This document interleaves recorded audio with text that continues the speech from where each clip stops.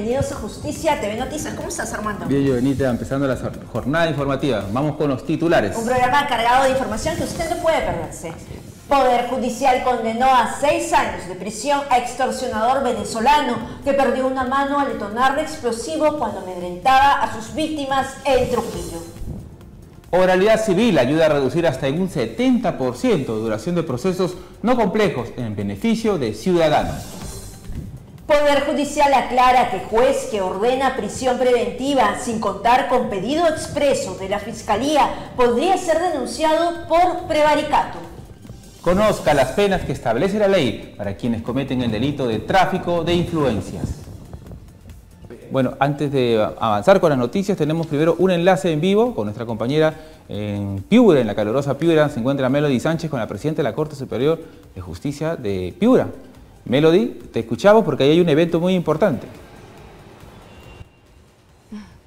Así es, Armando y Giovanna, efectivamente me encuentro en la ciudad del eterno calor, aquí en Piura, donde se va a llevar a cabo el 6º Congreso Internacional de Justicia Ambiental. Este evento, organizado por el Poder Judicial, que tiene como objetivo principal fortalecer las capacidades de los operadores de justicia a nivel nacional, enfocándose en el sistema ambiental. Justamente para tener más detalles, estoy acompañada de la presidenta de la Corte Superior de Justicia de Piura, la doctora Claudia Morales Morán. ¿Cómo está, doctora? Bienvenida a Justicia TV. Coméntenos un poco más acerca de este congreso que inicia mañana. Cuéntenos cuál es el tema central, qué expositores van a participar. Sí, muchas gracias, muy buenas tardes con todos. De verdad nos sentimos muy complacidos de recibir aquí en Piura a todos los participantes del 6º Congreso Internacional de Justicia Ambiental más allá para los ecosistemas marinos.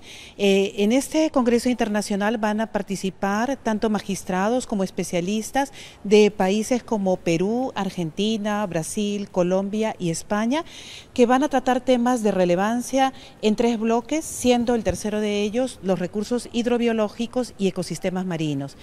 Que sabemos, ¿no?, que este congreso va a cumplir su finalidad, que es el intercambio de experiencias y reforzar, ¿no?, el acceso a la justicia y la eficiencia de la justicia ambiental. ¿Qué expectativas hay, doctora, con respecto a los resultados en el tema y en el impacto ambiental?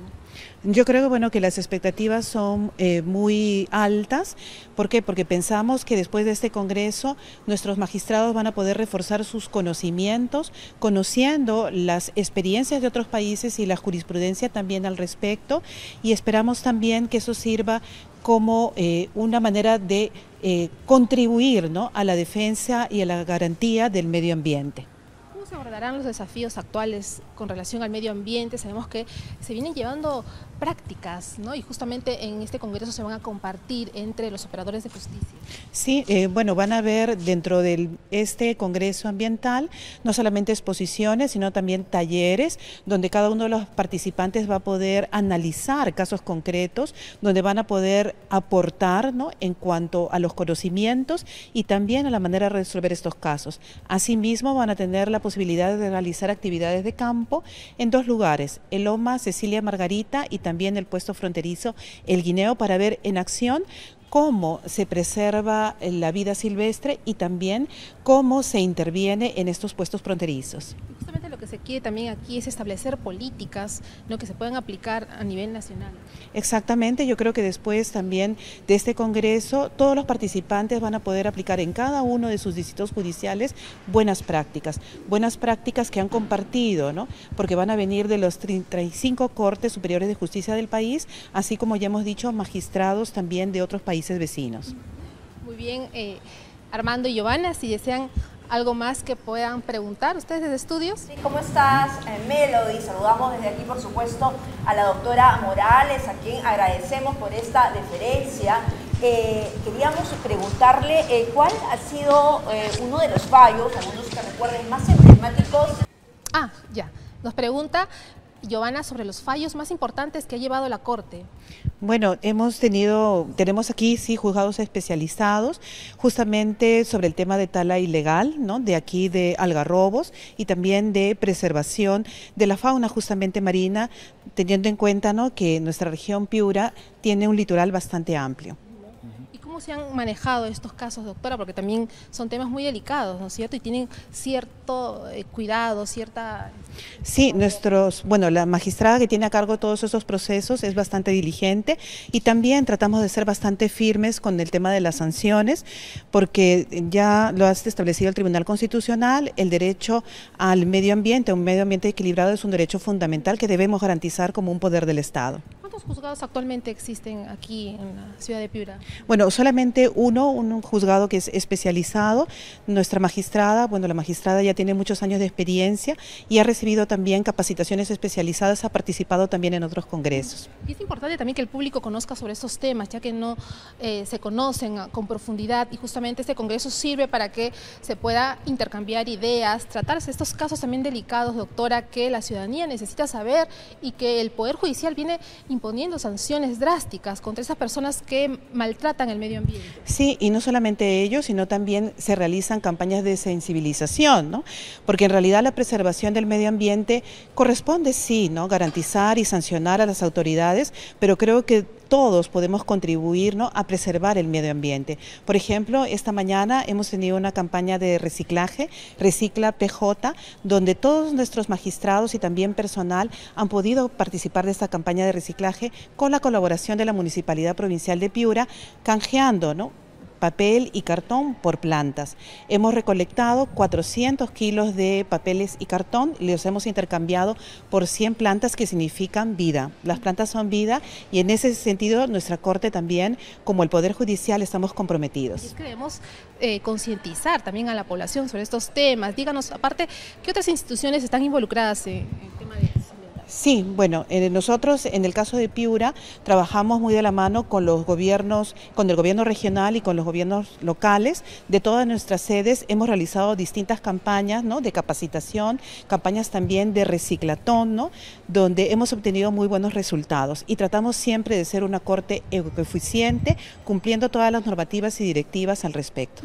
Muy bien, doctora. Por otro lado, nosotros queríamos aprovechar aquí, a través de la señal de Justicia TV, otro tema también importante que viene implementando el Poder Judicial acerca de las unidades de flagrancia, estas que vienen combatiendo contra la criminalidad y la delincuencia. Doctora, cuéntenos, ¿hay algún avance sobre este proyecto? Sí, la Corte Superior de Justicia de Piura también va a ser una de las cortes que este año implemente una unidad de flagrancia aquí en nuestro distrito judicial. Ya tenemos una que funciona este año en la Corte Superior de Justicia de Sullana, que se encuentra en la misma región, y nosotros estamos en ese camino, ¿no? Ya hemos iniciado todas las actividades de acondicionamiento de un local que cumple todas las expectativas y que requieren todas las instituciones para poder desarrollar su trabajo de manera adecuada. Asimismo, el día sábado 7, hemos convocado también y realizado el concurso para las plazas vacantes del personal que va a trabajar en esta unidad de flagrancia. Asimismo, nuestra comisión distrital de implementación de la unidad de flagrancia viene ya coordinando también para iniciar jornadas de capacitación para los magistrados y para los trabajadores que se vayan a incorporar a esta unidad. ¿Qué tipo de delitos se atenderán en esas unidades, teniendo en cuenta que Piura también es una de las capitales que sufre mucho esta violencia que se ha apoderado prácticamente de Perú?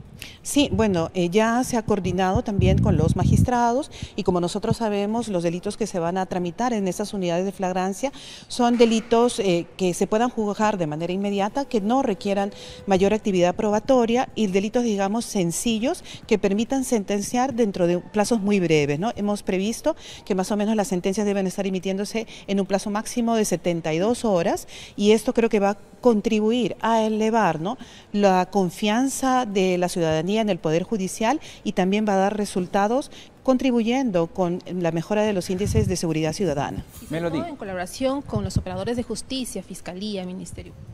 Sí, afortunadamente nosotros ya hemos iniciado también reuniones de trabajo con todas las instituciones, el Ministerio Público, la Policía, la Defensoría Pública y hemos recibido una respuesta bastante positiva.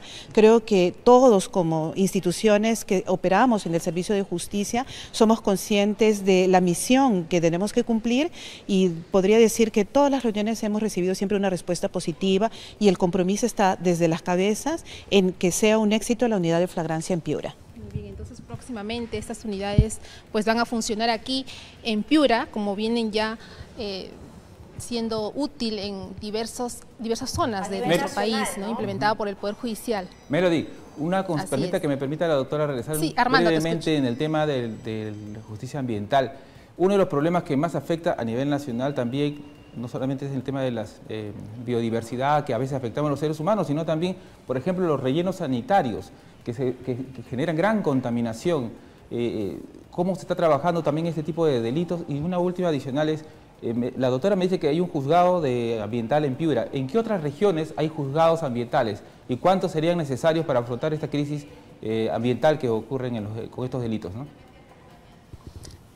Sí, justamente la doctora también nos contó que existen juzgados ambientales, doctora, y cómo se está aplicando también el tema o cómo se está castigando a aquellos que incumplen con el tema de la justicia ambiental. Hay sanciones drásticas. Sobre los rellenos Efectivamente, ¿Qué ¿no? se podría hacer para poder combatir este delito? Yo creo que lo importante es realizar actividades de difusión y también concientizar a la población, ¿no? De que si conocen de algún caso, ¿no? De algún atentado contra el medio ambiente, en el caso de Piura lo más frecuente puede ser, como le digo, la tala ilegal, los recursos marinos, ¿no? Que constantemente son amenazados con residuos, ¿no? Que se botan tanto a los ríos como al mar. Yo diría también invocar a la población que denuncien esos casos y que el Poder Judicial sabrá actuar de manera oportuna y también imponer sanciones drásticas a quienes vulneren nuestro derecho fundamental al medio ambiente. Muy bien, y es que hay que resaltar que los magistrados también no solamente se encuentran en su despacho, sino también ellos investigan, o sea, se van al lugar de los hechos para poder tener pruebas suficientes, ¿no? Y constatar los delitos. Sí, justamente yo creo que la característica, ¿no? De los juzgados ambientales es justamente realizar ese trabajo de campo, ¿no? Y la magistrada que está a cargo de ese juzgado realiza mucho de ese trabajo de campo, inspecciones para constatar in situ cuáles son las vulneraciones que se están dando en nuestra región, ¿no? Okay. ¿Y cuál es? Doctora, gracias por Sí, habernos antes de terminar, acompañado aquí Melody, a través de de la señal de repente- Justicia TV. Sí, es importante lo que mencionaba la magistrada en este momento, que Armando también hablaba sobre los rellenos sanitarios, ¿no? Porque, digamos, todos tenemos derecho a vivir en un medio ambiente adecuado, ¿no es cierto? Y esto muchas veces se incumple, esto no es así, sobre todo en zonas pues más vulnerables, ¿no? Entonces, bien hace la doctora en decirnos un poco la ruta, qué es lo que se debe hacer, dónde se debe acudir para denunciar este tipo de atropellos o de situaciones, obviamente, que atentan contra los derechos de las personas. Doctora, quizás se nos puede indicar cómo denunciar ese tipo de delitos, ¿no? ¿Dónde debe acudir la persona que presencia estos hechos? Bueno, podría acudir al Ministerio Público a denunciar estos hechos, a las comisarías también, ¿no? Que a través de ellas puede tomar conocimiento, ¿no? El Ministerio Público y luego darse el trámite correspondiente, ¿no? Entonces yo le diría a la población, ¿no? Que siempre esté pendiente, ¿no? De todos los comunicados, difusión que nosotros realizamos a través de nuestras páginas, que siempre estaremos atentos a dar a conocer a la población los canales de denuncia, De ¿no? repente algún tipo de ¿Hay estadísticas. alguna estadística que usted maneje sobre estos casos? Bueno, no le podría dar el número exacto, ¿no? Pero sí le puedo decir, ¿no? Que sí hay un número considerable de procesos que se tramitan y, como le digo, siempre se trata de dar la respuesta oportuna y la sanción que corresponde de acuerdo a las normas vigentes, ¿no? Muy bien, Ok. doctora. Ok, Melody, Muchas vamos gracias. Muy bien, a compañeros, estar entonces- contigo, entonces, atenta, porque vamos a estar pues preguntándote Exacto. todo lo que va a ocurrir Sí. en el día de mañana, y todavía la jornada continúa hasta el jueves, ¿no es cierto? Y como siempre, nuestra compañera Melody Sánchez con la mejor información, y además que está con nuestro compañero Juan Carlos Vivas, que nos está trayendo un Chifles. equipo periodístico, No trae todas chifles, las incidencias desde el norte. También te esperamos con chifles, por supuesto. Es una broma, gracias. Así es, Giovanna y Armando, entonces Gracias. nosotros nos enlazamos el día de mañana para traerles detalle sobre este importante congreso ambiental desde la ciudad de Piura, donde va a contar con diferentes expositores nacionales e internacionales. Gracias, Vamos con Melo. ustedes a Melo. estudios. Gracias. Gracias a ti. Bueno, los chifles, no es de broma. Ya, sigamos con la información. Bien, vamos a continuar con información, pero les contamos, además, les adelantamos que más adelante va a estar con nosotros enlazados la doctora Yabari Villanueva para hablarnos sobre el tráfico de influencias. Un tema ¿no es crucial, cierto? actual, ¿no? Efectivamente, que es el que se está hablando mucho, cuándo se configura el delito, cuáles son las penas, qué es en realidad tráfico de influencia. Bien, con ello más adelante. Pero ahora les contamos que el Poder Judicial llevó a cabo el juicio oral contra el ex asesor del CIM, Vladimiro Montesinos, y otros acusados del asesinato de la periodista del diario Cambio, Melissa Alfaro, utilizando una carta bomba en el año de 1991. Veamos.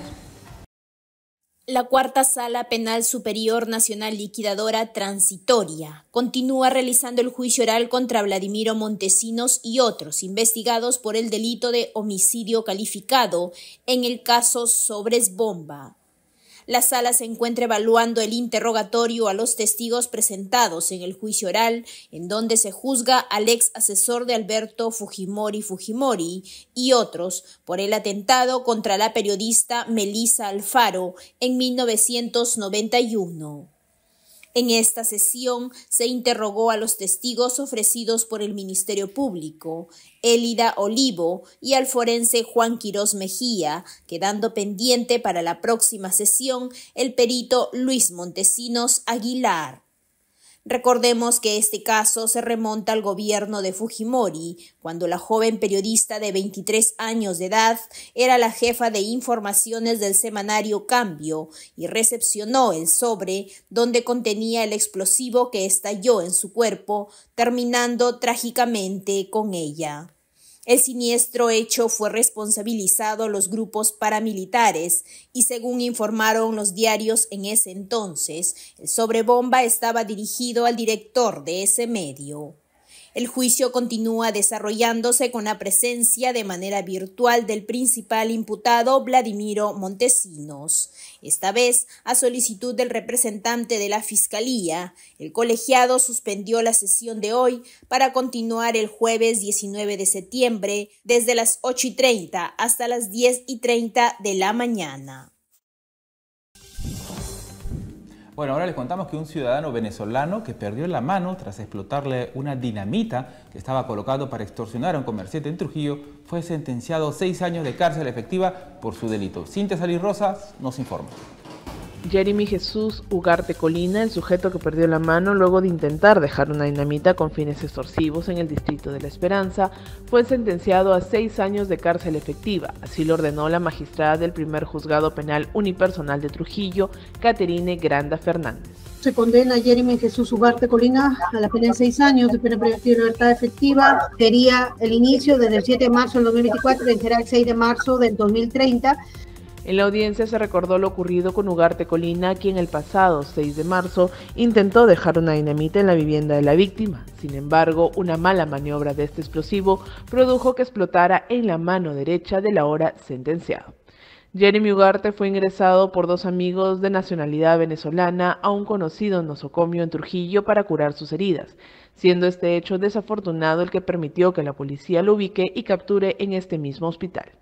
Además, informó que al verse acorralado, el sentenciado aceptó ser el que intentó extorsionar a la víctima con la dinamita, la cual de manera fortuita estalló, repercutiendo negativamente en él.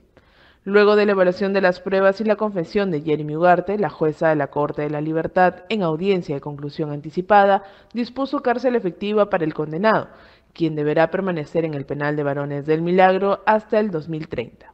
Además, fijó el pago de 1.500 soles por concepto de reparación civil y lo incapacitó de manera definitiva para obtener licencia para portar o hacer uso de material explosivo o arma de fuego.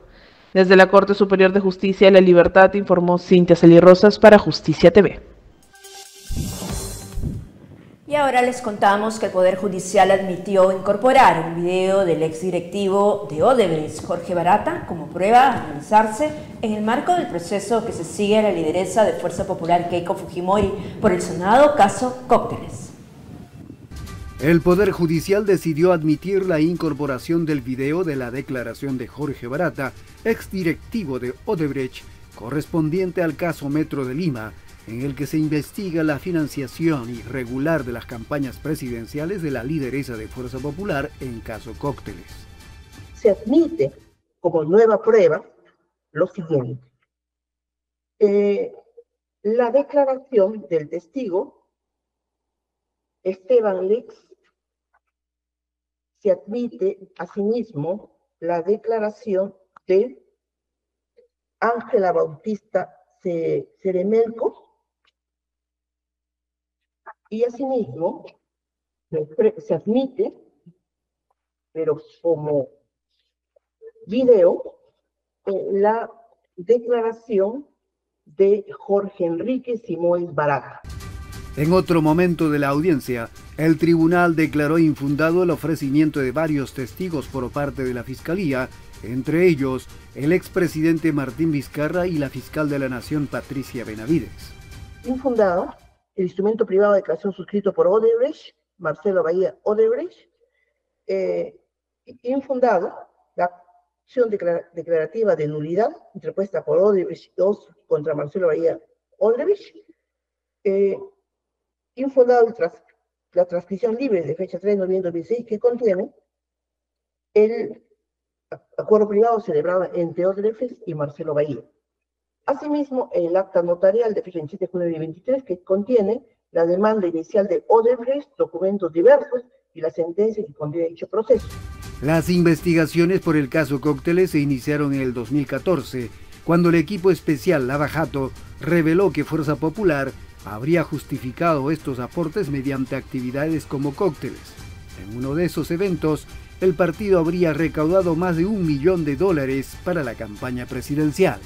Tampoco es muy cierto lo que la defensa ha concluido de que se va a demostrar que Marvito Villanela no ha incurrido en ninguna infracción tributaria. Esto no es muy acercado a la verdad, toda vez que ustedes pueden verificar que en la página 46, segundo párrafo, sí se determina que se le impone una sanción administrativa tributaria por no presentar la documentación a la administración sobre sus actividades. Entonces, doctora Julia Galo iba a decir. Sí, de manera muy puntual, señora presidenta. Creo que el Ministerio Público está equivocando en la intervención a la argumentación. No estamos en un estadio de refutación digamos, al contenido de cada uno de los documentos. Ese es un estadio a posterior donde se hace la oralización de las piezas documentales. Aquí solamente tiene que manifestar como conforme establece la ley. El juicio oral contra Keiko Fujimori y otros por el delito de lavado de activos continuará el próximo 17 de septiembre a las 9 de la mañana. Este proceso involucra a más de 40 personas vinculadas a Fuerza Popular y a las campañas presidenciales del 2006 y 2011.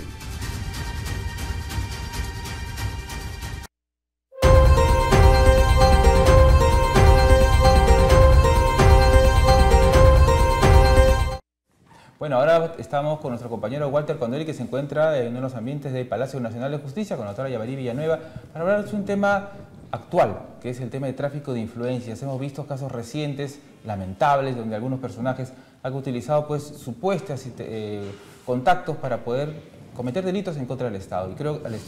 Y creo que es necesario establecer los parámetros para que las personas conozcan bien hasta qué punto un funcionario público puede ser, porque es fácil a veces atribuir la responsabilidad a otras personas, pero en realidad creo que la ley es clara en esos casos. Y ahí estamos, Walter, con la doctora, para que nos precise. ¿Cómo están, compañeros? Sí, efectivamente, me encuentro con la doctora Yabari Villanueva, de la Corte Superior de Justicia de Lima. Doctora, ¿qué es el tráfico de influencias? ¿Y cómo se manifiesta esta? El tráfico de influencias es un delito que se encuentra sancionado en el artículo 400 del Código Penal, y esta sanciona a cualquier persona que se refiera a tener algún tipo de influencia sobre un funcionario que esté conociendo, haya conocido o conocerá algún caso judicial o administrativo que le favorezca. Entonces, a cambio de esta influencia que refiere tener, esta persona solicita algún tipo de donativo, beneficio, ventaja que el interesado le proporcionará. Entonces, en estos casos lo que se sanciona es el acuerdo para defraudar a la administración pública. Entonces, lo que se protege en estos casos es la confiabilidad que se tiene en la administración pública y en los funcionarios. Por este motivo es que estas conductas son sancionadas en el Código Penal en su modalidad mínima hasta 6 años y en su modalidad agravada, cuando el hecho es cometido por un funcionario o un servidor público, hasta 8 años de pena privativa de libertad. ¿Cuál es la ley que sanciona o previene este delito?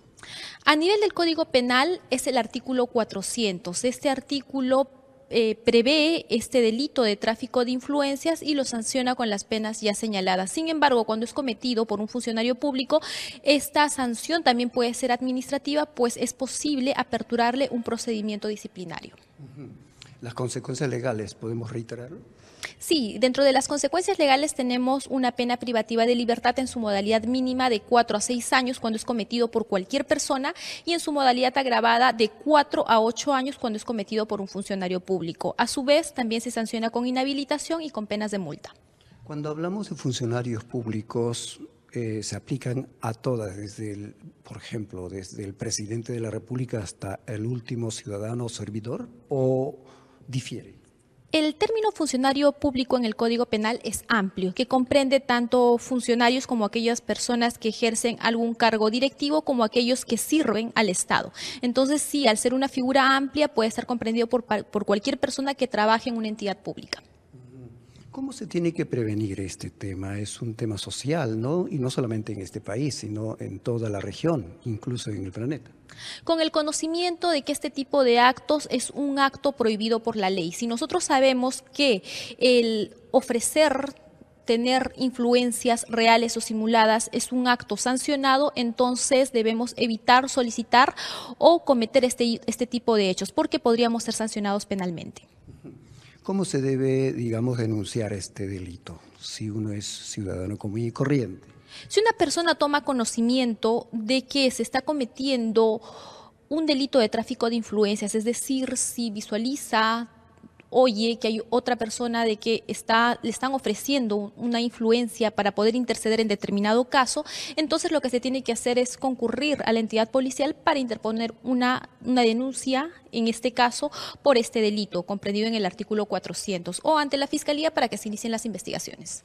Correcto. Yo quisiera un poco preguntarle acerca del delito. ¿Este delito tiene algún símil? ¿Se confunde con algún tipo de delito en nuestro marco jurídico?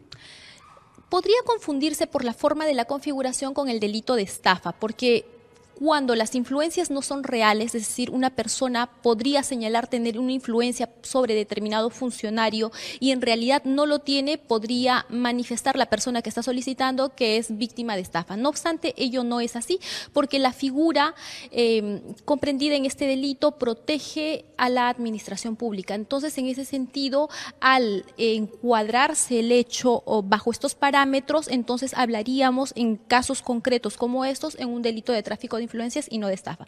Podría decirse también que esta figura podría hallar un símil con el delito de cohecho, que es aquel donde hay un acuerdo entre funcionario y alguna persona también para obtener algún beneficio. No obstante, en el tráfico de influencias lo que se sanciona es a la persona que indica tener alguna influencia. Entonces, en ese sentido va la diferencia.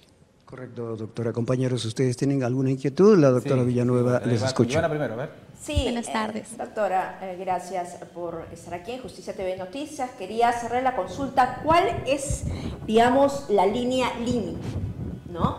Porque es común, digamos, que de repente una persona le diga a la otra, puede ayudarla, entre comillas, ¿no es cierto? Conozco, ante una necesidad, conozco a otra persona que de repente te puede ayudar. El delito va relacionado al donativo, a la coima y más de un sinónimo, o digamos, ¿cuándo se configura realmente el delito?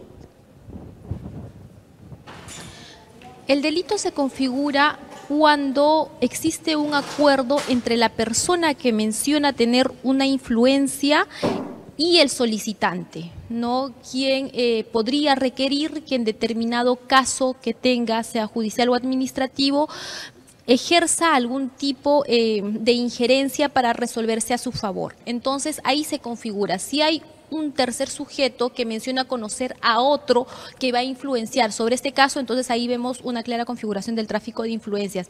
Ahora, respecto al beneficio, ventaja, donativo, promesa o algún tipo de entrega, sea para el solicitante, es decir, para la persona que menciona tener una influencia o para un tercero, entonces también se haya configurado, puesto que hay una retribución. Entonces, conforme yo mencioné inicialmente, en estos casos la configuración se halla cuando hay este acuerdo. No es necesaria que la influencia sea real, sino que también podría ser simulada, ¿no? Doctora, y en estos casos también procede algunas medidas preventivas, como por ejemplo impedimento de salida del país y otras medidas para tomar el Poder Judicial en forma inmediata. Como parte de la investigación, si es que en caso se hallara indicios, ¿no?, de que la persona que está siendo investigada puede rehuir a la acción de la justicia, entonces pueden tomarse ciertas medidas coercitivas. Podría ser, por ejemplo, alguna comparecencia con restricciones y evaluando en determinado caso concreto, pues la finalidad es de que la persona que está siendo investigada o procesada comparezca al proceso y colabore, ¿no?, con el esclarecimiento de los hechos. Una de las cosas que muchos aducen cuando cometen este tipo de delitos es el desconocimiento. No pensé que ofrecer tal cosa, no actué con malicia, dicen, ¿no? En algunos casos. Mi padre siempre decía, si le puedes contar lo que has hecho a todos, es que dice que estás bien. Si no tienes reparos en contarlo es porque sabes que no está actuando bien. Entonces, esta es como una falsa premisa, ¿no? Es correcto. Mucha gente puede señalar de que existe un desconocimiento, pues este tipo de conductas probablemente hayan sido hasta cierto punto normalizadas, ¿no? El acudir a una persona para que interceda por uno. No obstante, cuando el caso se haya vinculado a beneficiarse respecto a algún tipo de investigación, sea a nivel jurisdiccional, judicial o en un caso administrativo, ello ya está dentro del margen de la ilegalidad y es por eso que el Código Penal lo sanciona. Muy bien, doctora, ¿qué pasa si la Fiscalía no inicia la investigación correspondiente de un suceso? ¿No se puede hacer nada? Cuando ya existe una investigación por un delito de tráfico de influencias, lo que hace el fiscal es recabar los elementos probatorios que permitan acreditar la denuncia, permitan sustentar los elementos que configuran el tipo penal. En su defensa, la persona que está siendo investigada puede también aportar elementos probatorios para abonar de repente a su tesis exculpatoria, en este caso. Armando. Muchas gracias. Muchas gracias, doctora. Doctora, creo que ha quedado claro, ¿no es cierto?, el delito, la sanción, por supuesto, y nosotros vamos a estar atentos, qué es lo que sigue no solamente en casos mediáticos, ¿no? Hay muchos casos donde se da este tipo de figura delictiva. Doctora, usted debe saber más que yo, las estadísticas de tráfico de influencias deben ser muchas en lo que va del año, por ejemplo. Así es. Muchas gracias, doctora. Entonces, para otra oportunidad será, como siempre, muy agradecidos. Y seguimos pues con la información. El Poder Judicial aclaró que un juez que ordena prisión preventiva sin pedido expreso del Ministerio Público podría ser denunciado por prevaricato. Walter Condori nos amplía la información. Un juez no puede de ninguna manera pedir una detención preliminar ni una prisión preventiva. No puede, no es su función. Un juez que dicte una medida de prisión preventiva sin la solicitud del Ministerio Público podría ser denunciado por prevaricato, según afirmó Emilio Arce de la Torre Bueno, abogado y funcionario del Poder Judicial. De la Torre explicó que es responsabilidad exclusiva del fiscal solicitar este tipo de medidas y que el rol del juez se limita a evaluar y resolver sobre lo solicitado, sin excederse de los límites legales ni tomar decisiones de oficio. El juez va a garantizar que se cumplan los derechos, ¿no?, pero motivados en este caso por el fiscal. Si el fiscal no acciona, el juez, si el fiscal no pide no acusa, el juez no puede condenar. Si el fiscal hace un sobreseimiento, que es una medida, para poner un ejemplo, al final de su investigación y determina que todos los elementos iniciales ha determinado que no vinculan o no existe responsabilidad a priori para el imputado, entonces el fiscal va a decir, terminada mi investigación no puedo acusar porque no tengo elementos, no tengo medios para probar. Detalló que el juez únicamente puede aceptar o reducir el tiempo de prisión preventiva solicitado por el fiscal, pero no aumentarlo ni establecerlo por su cuenta. De la Torre aclaró que el fiscal es quien determina el plazo de la prisión preventiva, que puede ser de 9, 18 o 36 meses, dependiendo de la complejidad del caso, siendo de 9 para investigaciones simples, 18 meses a casos complejos con múltiples imputados y 36 meses a investigaciones de bandas organizadas. El juez no puede excederse de los límites establecidos por ley y tampoco de lo solicitado por el Ministerio Público. Todo lo que realiza el juez es bajo pedido, porque el juez va a resolver un pedido, no va a ir a una ultra petita. El juez resuelve lo que le solicitan. Al concluir el plazo de la prisión preventiva, la Fiscalía tiene la opción de solicitar una ampliación de la medida si es necesaria. Si el fiscal no presenta esta solicitud, el juez no tiene facultades para resolverlo de oficio, lo que implicaría la liberación del investigado o imputado. Cuando se vence el plazo y sale en libertad, no significa que esté absuelto, ni significa que ha quedado impune el hecho. Continúa el proceso y se va a condenar, y puede que se condene a una pena efectiva. Han habido casos en narcotráfico, por ejemplo, que la detención ha excedido. Eso es casi como una jalada de orejas, una llamada de atención al fiscal para que accione. Finalmente, De la Torre resaltó que el papel del juez es garantizar que se respeten los derechos del investigado, pero siempre motivado por las acciones del fiscal. Si el fiscal no acusa, el juez no puede condenar u ordenar medidas limitativas.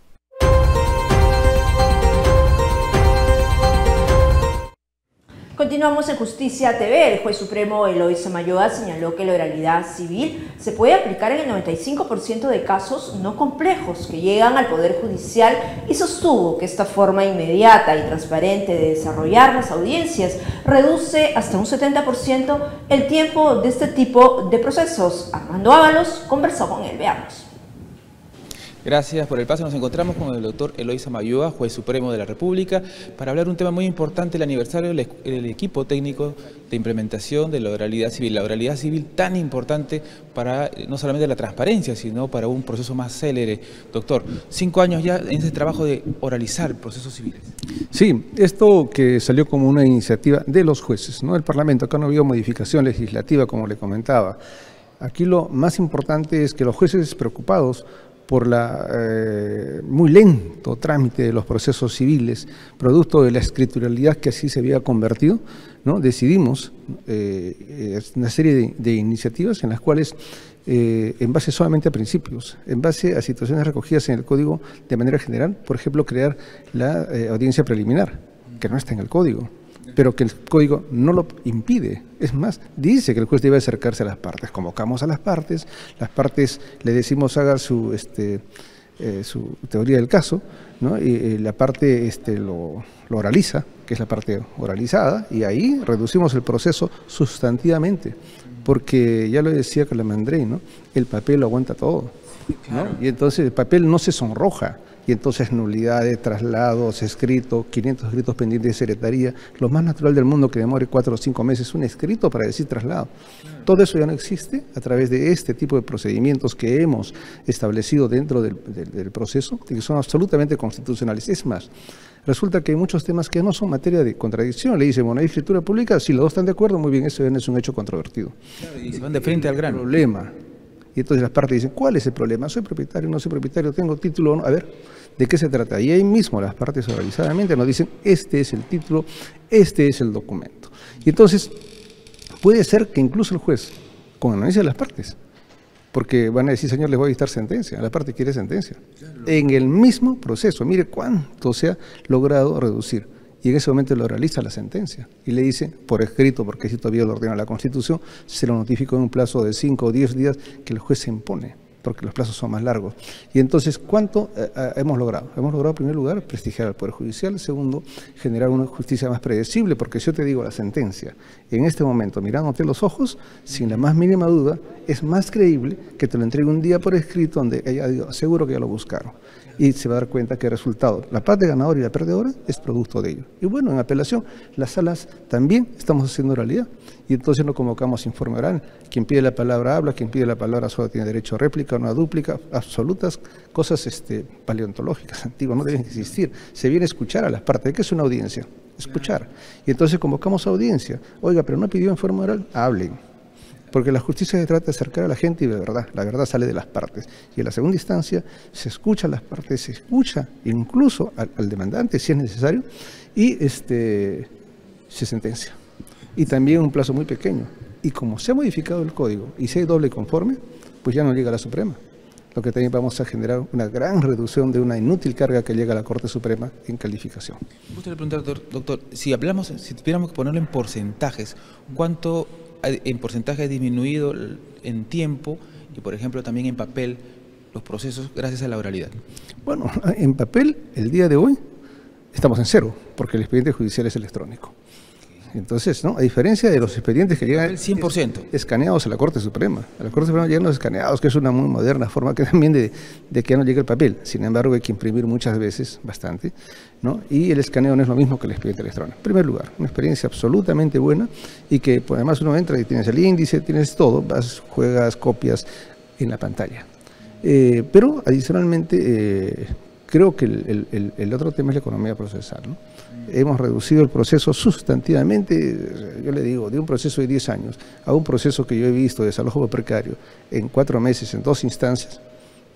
Hay muchos más, pero hay un promedio, es sustantivamente, se reduce a un cuarto, un tercio de un proceso normal rápido.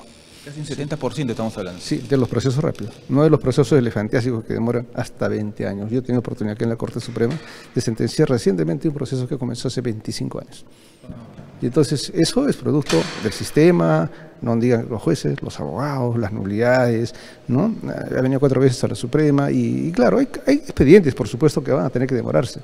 Pero le digo que el 95% de los procesos son procesos que pueden resolverse rápidamente, lo que va a generar en la ciudadanía seguridad. Voy al Poder Judicial porque me van a resolver rápido, transparente y no voy a dudar, ¿no? Y en segundo lugar, la institución se va a prestigiar, porque obviamente esa idea del juez, ¿no? Que no es un juez transparente, no existe, porque te lo estoy diciendo a los ojos.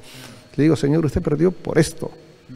Yo he visto casos en los cuales el abogado apelaba y le decía, doctor, pero ¿para qué apelamos? ¿Por qué mejor no le decimos a la otra parte que nos dé 6 meses más para vivir gratis y yo se lo devuelvo? Y entonces, claro, y el abogado tiene que aprender que eso es así. Y hay abogados muy buenos que tienen que oralizar y que tienen que decirle al juez, no para leer un escrito, porque vienen a leer. Yo no vengo a leer escrito, porque el juez además, el día anterior, como ocurre en todos los procesos oralizados, se ha preparado con la causa y le hace un resumen del proceso, demostrándole que conoce esa causa a la cual ellos van a alegar. Es interesantísimo este modelo nuevo y ojalá que estos 5 años se conviertan en 10 y cuando lleguemos a los 10, esto que fue una vergüenza, ¿se acuerda ese reportaje Justicia de Papel? Que sacó El Comercio, ¿no? La que con taladros, ¿no? Se cosía el expediente, que no, le das media. El día de hoy ya no existe, ¿no? Por lo menos ya el escritural no existe desde el punto de vista del expediente electrónico, pero desde el punto de vista de que aún ingresaban las demandas hace poco, todavía por escrito, a un expediente que corren pero de ese tamaño, ¿no? Con unas partes escriturales. Hoy día, hasta la demanda, es por el expediente oral. Doctor, hay 2 puntos todavía que se adolece, que es la ley. Todavía no hay una ley como tal, que incluso se ha presentado al Congreso un proyecto de ley que no sale todavía.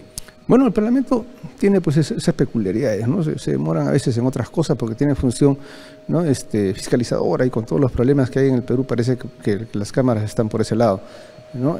Gestión, no tienen que ayudar a sus pueblos en lo que tienen, y la legislativa parece que la están olvidando un poco. Este es un problema trascendente. Aprovecho las cámaras, ¿no? Y ya está avanzando el proceso, pero este proyecto se presentó en el 2019, ¿no? Ya nosotros hemos hecho toda la reforma, ya estamos implementando a nivel nacional, pero sería interesante un sustento normativo, ¿no? Más allá de la iniciativa, ya, señores, el país completo se puso de pie y, por supuesto, ¿no? Recursos. Eso es lo que le iba a decir, recursos es lo que falta todavía.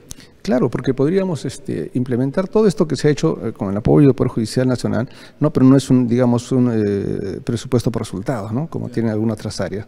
Nosotros sí le podríamos demostrar resultados largamente y sin duda, por ejemplo, implementar más juzgados de ejecución a nivel nacional para que los jueces se dediquen a sentenciar, para que los jueces se dediquen a ver sus expedientes, gestionarlos rápidamente y el juez de ejecución, ¿no? Se dedique pues, a ejecutar. Y si hay algún problema ahí, recién volver al juez, y eso se hace rápido, porque en Arequipa, que es la corte donde yo presidí y comenzó esta gestión de oralidad civil, tenemos 2 juzgados de ejecución Y entonces al comienzo hubo problemas, incluso le decían juzgado de inejecución, caminaba tan rápido el proceso, ¿no?, de oral, que luego, claro, había una gran cantidad de procesos. Se ha resuelto todos los problemas, que para eso estamos los jueces, y para eso está el equipo técnico institucional, que hoy día cumple 5 años, y entonces lo que hemos hecho es mejorar procedimientos, mejorar comunicación entre jueces y el juez ejecutor, y el día de hoy está haciéndose las cosas de manera mucho más rápida y mucho más transparente. Entonces, sería bueno que a nivel nacional también se implemente más juzgados de ejecución, por ejemplo, donde nuestra sede Basadre, ¿no?, se dedique fundamentalmente a sentenciar, y un área, ¿no?, a hacer la ejecución del proceso, así que son bastante diferentes siempre. Muchas veces en el proceso civil nos hemos demorado, con los procesos antiguos, ¿no?, que demoraban ya más en la ejecución que en la... Y entonces, por ejemplo, la división y partición, que hay un peritaje, merece ahí un trámite, por ejemplo, donde hay oposiciones y todo lo demás. Ahí, por ejemplo, la implementación de la oralidad también tiene que ver mucho con la gestión que haga el propio juez. Vengan a la audiencia, vamos a ver de qué se trata, dónde está el punto, a ver, resuelvo, porque el juez es perito de peritos y le va a resolver, previo estudio, por supuesto, lo que corresponda a cada quien. Finalmente, doctor, ya hace falta solamente 2 cortes, creo, para que esté en todo el Perú la oralidad, ¿no? Y unas últimas palabras a la gente a confiar con este nuevo sistema, ¿no? No, la gente debe entender, y a través de sus abogados, que la oralidad civil está funcionando, es transparente. Sobre todo eso, si hay alguna desconfianza en el Poder Judicial, esto ayuda muchísimo, porque se va a sentenciar ahí, mirándole los ojos y sabiendo usted qué es lo que está haciendo bien o no. Y si hay alguna duda, bueno, la apelación además, y también con celeridad, con transparencia, con economía, y sobre todo que usted va a ver que el juez conoce su causa. Muchas gracias. Muchas gracias, doctor. Seguimos, Giovanna, con más información.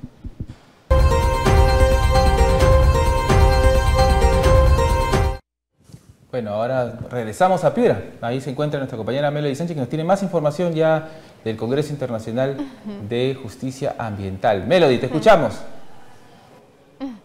Así es, Armando, efectivamente, aún estoy aquí en la Corte Superior de Justicia de Piura para brindarles más detalles sobre este Congreso Internacional de Justicia Ambiental, y justamente estoy acompañada del doctor Henry Inga, secretario técnico de la Comisión Nacional de Gestión Ambiental, que preside el doctor Javier Arévalo, presidente del Poder Judicial. ¿Cómo está? Bienvenido a Justicia TV. El lema es más allá de la justicia ambiental para los ecosistemas marinos. Díganos por qué han escogido este tema. Muchas gracias. Sí, no debemos olvidar que Piura es considerada una de las regiones más ricas en diversidad biológica, precisando que tiene costa, sierra y selva. Dentro de la costa está el Mar Grau. En el Mar Grau hay ecosistemas marinos donde reunimos diversa biodiversidad marina, los famosos recursos hidrobiológicos. Entonces, como Comisión Ambiental, la justicia no solo debe alcanzar a todo lo que podemos observar a simple vista.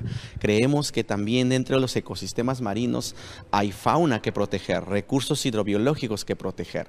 Y en los últimos años hemos sido testigos de el aumento de delitos ambientales, como por ejemplo podría decir, la depredación de la aleta de tiburón, y esto nos ha conllevado pues a crear ese lema, ya que la ciudad de Piura había sido elegida como sede de este 6º Congreso Internacional de Justicia Ambiental.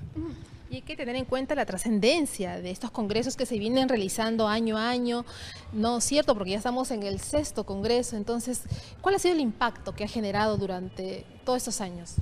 Sí, mire, la verdad, el Poder Judicial, como ente rector en impartir justicia, y en este caso la especialidad ambiental no se podía quedar atrás, la Comisión Ambiental desde su creación en el año 2017 desarrolló por primera vez el primer Congreso Internacional de Justicia Ambiental del 2017. Luego se desarrolló en las regiones donde más cantidad de recursos naturales podemos encontrar. Esta es la cuenca amazónica. El 2017 tuvo lugar en Madre de Dios, el 2018 tuvo lugar en Ucayali, el 2019 en San Martín, pasándose, haciendo una pausa en el tema de la pandemia, el 2020, el 2021 en Lima, el 2023 en la ciudad de Iquitos, y ahora tocaba desarrollar en región costa. Y de esta manera no solamente damos esta información ambiental a los jueces, sino estamos haciendo un fortalecimiento de capacidades de forma descentralizada. Y eso también es a través de las buenas prácticas, el intercambio de experiencias, y justamente por ello se ha congregado o se va a congregar el día de mañana diversos expositores de Ecuador, Colombia, Chile. Así es. Lo que queremos es darle a nuestros magistrados a nivel nacional que tienen la competencia ambiental la suficiente, se podría decir, conocimiento técnico. Si bien es cierto, son formados como abogados, pero a veces es necesario de fortalecer esa capacidad técnica en el tema ambiental. Y estamos seguros de que la Comisión Ambiental, por intermedio de la Comisión Ambiental, a través de un temario específicamente diseñado con temas controversiales, talleres, visitas de sensibilización, podemos lograr ese objetivo que todos queremos. ¿Qué innovaciones se ha visto durante todo este tiempo, doctor? Desde el primer Congreso Internacional de Justicia Ambiental se ha ido mejorando año tras año, no solamente la convocatoria de jueces a nivel nacional, sino también el temario, que cada vez más, con el pasar de los años, se vuelve más técnico. Hay necesidad de aprovechar conocimientos no solamente de leyes, sino también de sectores administrativos, pesca, recurso forestal, de fauna silvestre, minería, y a veces los magistrados, por la amplia gama de expedientes que tienen por resolver, no siempre se les da estos temas para su mayor facilidad de comprensión en su resolver del día a día. Es así que para este año se han innovado temas controversiales con casuísticas que se van a llevar a cabo en simulación de audiencias en 5 talleres a cargo de moderadores tanto nacionales e internacionales. También se tiene una visita de sensibilización a los centros de rescate, pues recordemos que Piura es una de las ciudades por el cual, cercana a Tumbes y por ende a la frontera con el Ecuador, hay bastante tráfico de fauna silvestre y muchos de estos especímenes son puestos en centros de rescate, y a veces la sensibilización juega un papel muy importante. Jueces se van a tener que interrelacionar de forma directa con estos animales, ver qué tanta afectación le producimos a través de sacar el ave de su hábitat correspondiente a un espécimen, y a veces en el papel no lo podemos percibir directamente, pero con esta visita guiada, con esta sensibilización, creemos que nuestros magistrados podrán hacer justicia, como se dice. Y los temas también hay que resaltar, de qué manera han podido elegir, ¿no? Cómo se ha llegado a ese acuerdo para poder tratarlos mañana en el Congreso. Sí, el temario está basado en 3 ejes, uno de ellos derechos humanos, que siempre vamos a tenerlo presente porque todos tenemos derecho a vivir en un ambiente sano y equilibrado. Tenemos justicia ambiental propiamente dicha en el ámbito penal, los delitos ambientales que son del día a día de nuestros magistrados, y también tenemos la protección de los recursos hidrobiológicos, ¿no? Los ecosistemas marinos. No solamente hablamos de pesca ilegal, hablemos de contaminación por derrame de petróleo y otros que puedan suscitar. ¿Y quién más? Los expertos para ayudarnos en este tema tan se podría decir, a veces difíciles de entender, pero no podríamos decir imposible para que nuestros magistrados tengan esa información en el día a día. Muy bien, y hay que resaltar, doctor Inga, que las 35 cortes del país también participan año a año en este Congreso Ambiental. Así es, tenemos y agradecemos de antemano a todas las cortes que hacen posible de invertir en sus magistrados a nivel nacional. Están aquí presentes representantes de las 35 cortes que en cierta manera mandan a sus magistrados con la esperanza de que ellos puedan, ese pequeño conocimiento que lo tienen, fortalecerlos en estos eventos académicos y, por qué no decirlo, transmitirlos una vez que están en sus cortes respectivas. Muy bien, gracias, doctor Inga, secretario técnico de la Comisión de Gestión Ambiental del Poder Judicial. Entonces, Armando y Giovanna, nosotros nos conectamos el día de mañana con más información sobre este importante Congreso Internacional Ambiental que se lleva aquí en la ciudad de Piura. Vamos con ustedes a estudios. Muchas gracias, Melody, por la información. Gracias al doctor también que te ha acompañado y que nos ha dado luces sobre este importante tema. Se nos ha acabado hoy el programa, Armando. Hablamos nuevamente. Así es, gracias por acompañarnos. Los esperamos siempre por los canales 13.2 de señal abierta, 21 de Claro, 25.3 de Vez Cable y 551 de Movistar TV. También en simultáneo por la Agencia Andina y 9 canales regionales aliados, además por las redes del Poder Judicial. Estuvimos sabiendo de una ciudad muy calurosa como Piura y nos vamos ahora a una ciudad también calurosa de nuestra selva, Iquitos, hermosa como siempre. Hermosa tierra. Ahí está.